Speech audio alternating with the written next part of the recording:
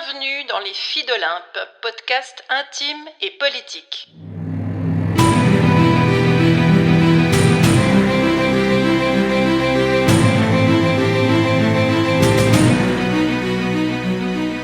C'est reparti pour le défi J'envoie 2024. Chaque jour de janvier, un épisode et une contrainte narrative pour stimuler notre imagination, se lancer un pari et aiguiser votre acuité et peut-être votre fidélité.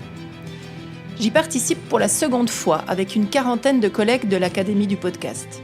Je vous bricolerai des histoires et des rencontres, tout spécialement pour les filles d'Olympe que vous êtes, tout en vous lançant, bien sûr, quelques défis. C'est parti ? Voici l'épisode 4, où la contrainte narrative est de faire un brainstorming rapide avant d'enregistrer illico l'épisode, un peu comme ça vient. J'avoue que j'ai peiné à trouver une bonne idée. J'ai même songé à contourner l'obstacle en faisant tout autre chose.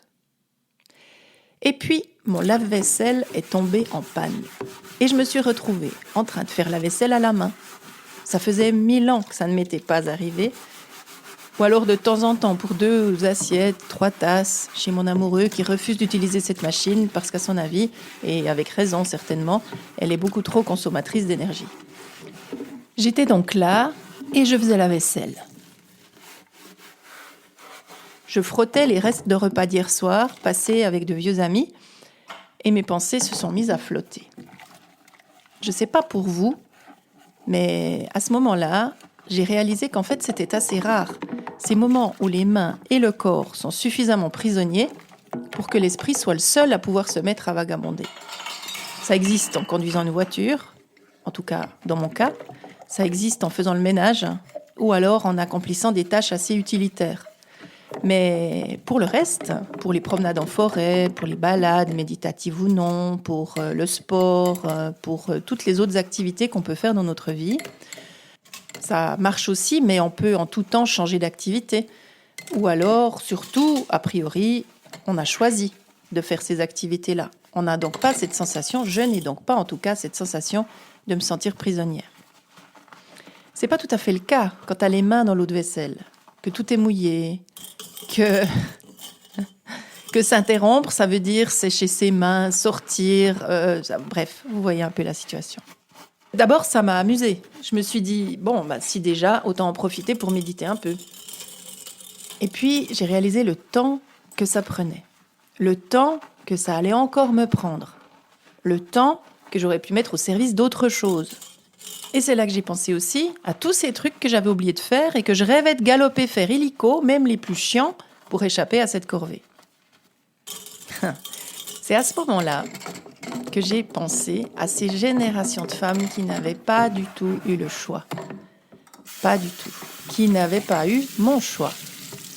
Qui inlassablement répétaient ces gestes quotidiennement, en voyant en plus s'amasser les enfants au fil des années. Et donc le nombre d'assiettes. Pas toujours par choix non plus. Décrasser la vaisselle, frotter les vêtements, faire le ménage. Décrasser la vaisselle, frotter les vêtements, faire le ménage. Chaque jour, avec l'église en plus le dimanche. À ce moment-là, c'est ma grand-maman paternelle, Marie, qui est revenue dans ma tête. Marie, elle est née en 1901. Elle a eu 10 enfants, en tout cas 10 enfants qui ont vécu. Elle a eu une ferme à tenir, elle a traversé 2 guerres. Elle a aussi vécu plusieurs fausses couches. Ces moments qu'on évoquait de manière très subtile et très pudiquement, comme si ça n'avait pas vraiment eu lieu. Alors bien sûr, Marie, elle était très pieuse. Mais comment aurait-elle pu faire autrement ? Et j'ai pensé à elle, et j'ai pensé à toutes les autres. Et j'ai pensé à ça. Sur de vieilles bobines de films, j'ai retrouvé la trace du mariage de mes parents. Un jour heureux, 2 jeunes gens au seuil de leur vie, et ma mère pleine de joie et de promesses.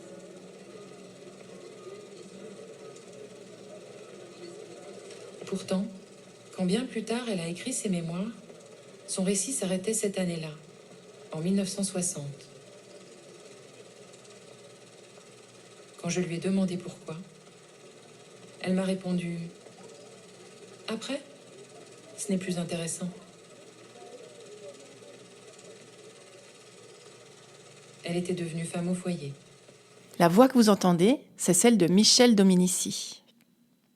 Michel Dominici, en partant de sa mère, a réalisé un magnifique documentaire sur l'histoire oubliée des femmes au foyer, en partant des journaux intimes de plusieurs d'entre elles. C'est émouvant, c'est terrifiant et c'est très triste. Mais même si, bien sûr, la suite du XXe siècle a permis de sortir un peu de cette ornière. Vous retrouverez le lien de ce documentaire magnifique dans les notes d'épisode, car il est disponible jusqu'à fin février 2024 sur le site d'Arte, et gratuitement en plus. C'est là que m'est revenu le souvenir d'une publicité que j'avais vue plein de fois en étant enfant, à la télévision familiale, qui était, je me souviens, on avait passé de la télévision noir-blanc à la télévision couleur, et donc je regardais ça avec beaucoup de fascination, et donc je regardais bien évidemment aussi les publicités. On devait être au début des années 80, et c'était une publicité Palmolive. Plus précisément, Palmolive vaisselle. On y voyait une femme aux mains parfaitement manucurées qui plongeait ses doigts dans l'eau de vaisselle sur les conseils d'une amie, non pas pour laver ses tasses ou ses assiettes, mais pour se faire du bien et pour utiliser un produit qui était vendu comme un produit de beauté pour les ongles. Et son ami lui expliquait combien Palmolive allait préserver ses ongles, même après des heures de trempage dans l'eau sale. Alors évidemment, l'eau sale, elle n'était pas dans la pub. Je me suis dit que ma mémoire me jouait des tours. Alors je suis allée faire quelques recherches sur Internet, et j'en ai retrouvé une un peu plus ancienne, noir-blanc celle-là, qui raconte exactement ce même scénario. Vous l'aurez dans les notes, et surtout sur les réseaux sociaux qui annoncent cet épisode. Magnifique. J'avais donc été biberonnée largement après mai 68 à l'idée que faire la vaisselle allait me rendre belle et surtout mariable. Alléluia. Heureusement que je n'ai pas attendu MeToo pour développer mon esprit critique et mon féminisme. C'est là que je me suis dit, bon, il doit bien y avoir 2 ou 3 raisons de se réjouir, puisque depuis, le lave-vaisselle a été inventé et que ce genre de mésaventure n'est justement plus qu'une mésaventure. Alors oui, bien sûr, le féminisme a agi. Les femmes se sont rebellées, elles se sont engagées et elles ont vaincu et elles ont gagné des acquis sociaux. Bien sûr, l'électroménager a libéré les ménagères. Et on sait combien il reste un énorme travail à accomplir, mais quand même, dans ce passé sombre, il y a des lueurs. Et puis, je suis tombée sur une de ces lueurs qui n'est pas des moindres. Elle s'appelle Joséphine Garis Cochrane.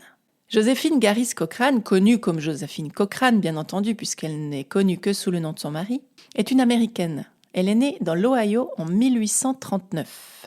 C'est son grand-père, John Fitch, qui a inventé le bateau à vapeur, donc autant vous dire que Joséphine arrive dans une famille qui n'a pas trop de difficultés à boucler les fins de mois. Elle va se marier à un politicien qui s'appelle donc William Cochrane, elle va donc prendre son nom, et organiser plein d'immenses réceptions qui nécessitent, bien sûr, beaucoup de vaisselle.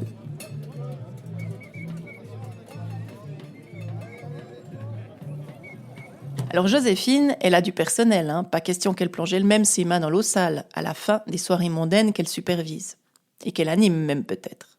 Sauf que sa porcelaine est de plus en plus ébréchée et ça l'agace prodigieusement. Elle voit bien que ses domestiques croulent sous la tâche et que la tâche est énorme.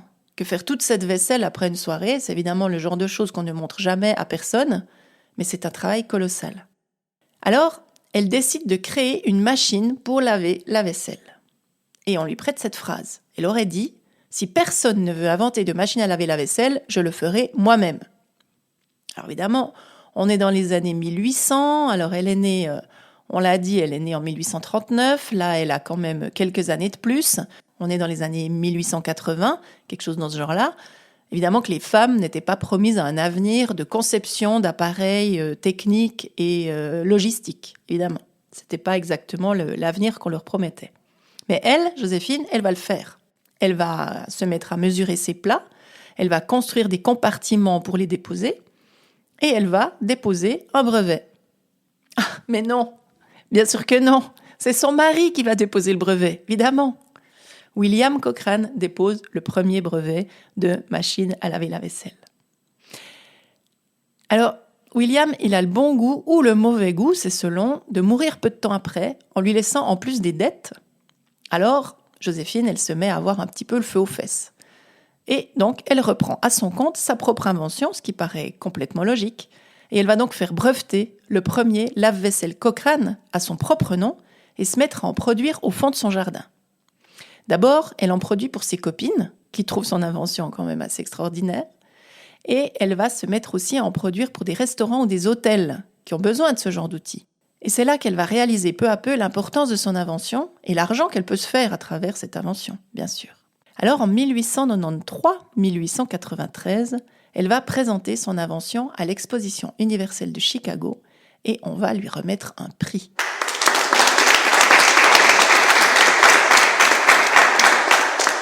À la suite de cette reconnaissance, ça sera le moment pour elle de créer son entreprise. Son entreprise s'appellera donc Garris Cochrane Manufacturing Company pour se mettre à produire des machines de manière industrielle. Donc là, on n'est plus du tout au fond du jardin, on n'est plus du tout dans le mythe de la création de la première machine à laver, la vaisselle, mais on est dans une véritable production. Et on n'est même pas encore en 1900.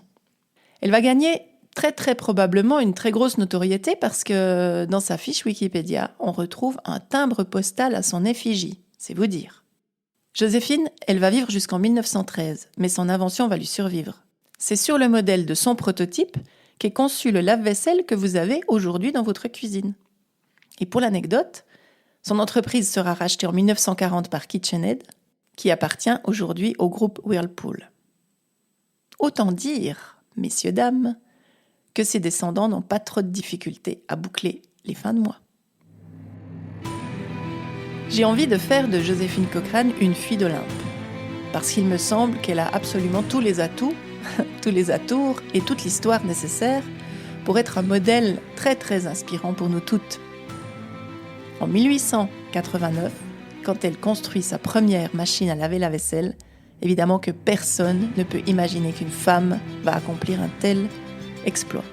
Et pourtant, Joséphine l'a fait. Comment Joséphine peut nous inspirer encore aujourd'hui ? Comment Joséphine peut nous faire sortir nos mains de l'eau sale ? Comment Joséphine peut nous donner la foi que tout est possible ? C'est la question avec laquelle j'ai envie de vous laisser. Et je vous dis à demain. Merci de m'avoir écouté jusqu'au bout. Si vous avez aimé cet épisode, vous pouvez lui glisser quelques étoiles, histoire que tout ceci soit de mieux en mieux vu par les réseaux sociaux.